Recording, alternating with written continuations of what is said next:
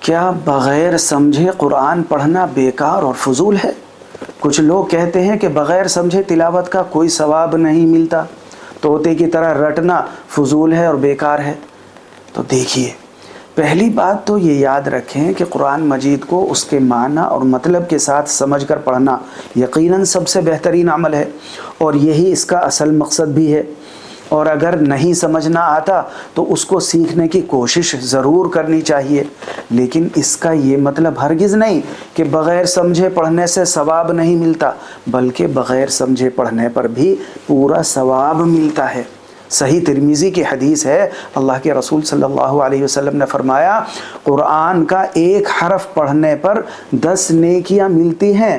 اب یہ غور کریں، اللہ کے رسول صلی اللہ علیہ وسلم نے مثال الف لام میم کی دی اور فرمایا الف لام اور میم الگ الگ حروف ہیں اور ان پر 30 نیکیاں ملیں گی۔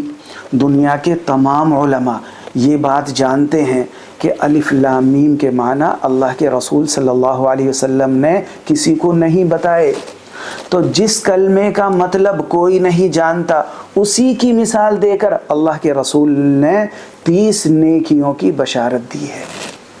اللہ کے رسول نے یہ مثال دی ہی اسی لیے تاکہ کوئی یہ فتنہ نہ پھیلائے کہ بغیر سمجھے پڑھنے کا ثواب نہیں ملتا۔